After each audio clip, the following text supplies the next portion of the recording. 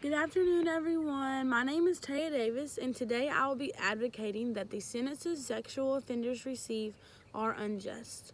How many of you know someone that was ever sexually violated and their offender walked away with no jail time?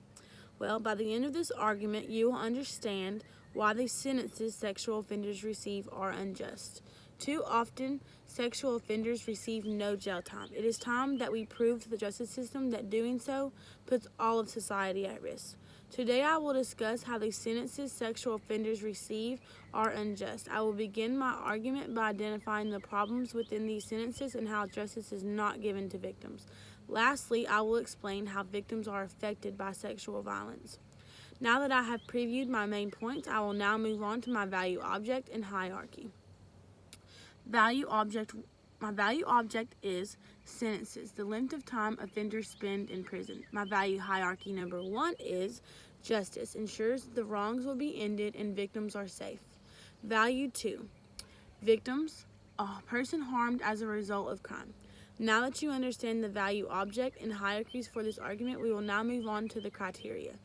The criteria number 1, sexual violent offender sentences should provide justice for victims. Number 2, sexual offender sentences should allow victims to live their life without the fear of being re-victimized.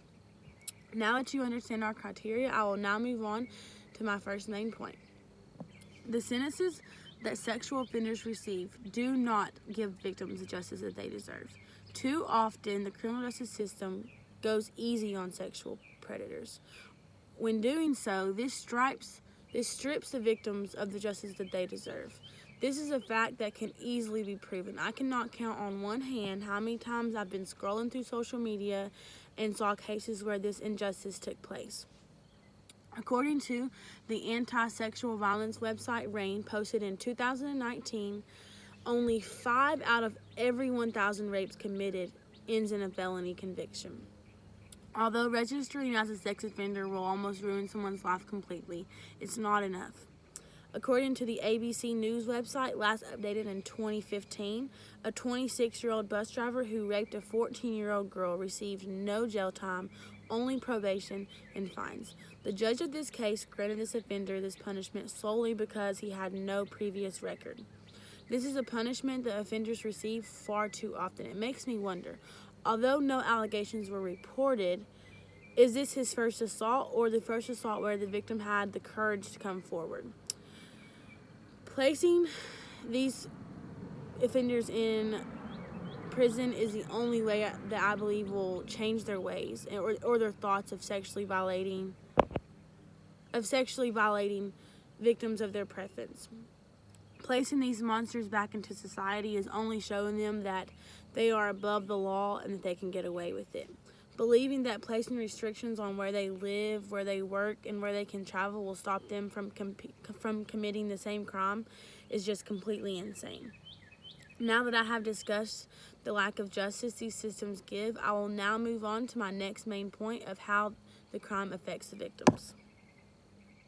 These sentences do not give victims the right to live their lives without the fear of being re-victimized. When a person is sexually assaulted, it changes their life forever. Too often, victims are too afraid to report it, whether it be because of embarrassment, fear, or sadness. No one should be too afraid to make that person pay for what they did to them.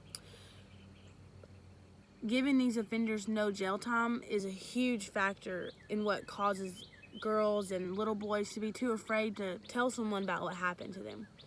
Anyone that is old enough to have social media can easily realize how easy the justice system takes it on sexual offenders. Giving offenders the ability to remain their freedom only forces their victim to live in constant fear that he or she will try to attack them again. Victims are too often given no voice besides the victim impact statement given at the offender's court date. Sexual assault affects everyone impacted by it differently, but I have found some common symptoms. According to the Joyful Heart Foundation, posted on 2018 on their website, common mental effects that rape victims suffer from are post-traumatic stress, flashbacks, nightmares, anxiety, depression, suicide thoughts, and far more. These are disorders that never go away. Knowing that the person that causes you to have these nightmares is free and able to hurt you even more is only gonna cause the pain to increase.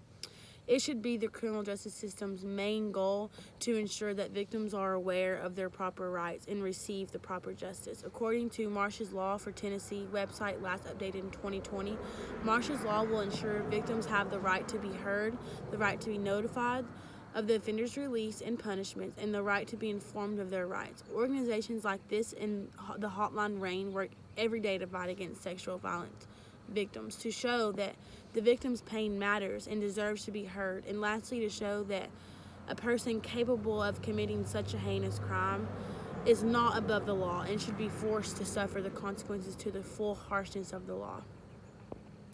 In conclusion, after hearing this argument, you should now understand why the sentences sexual offenders receive are unjust. Today I have proved that the sentences sexual offenders receive are unjust. I have also provided you with the problems victims face every day.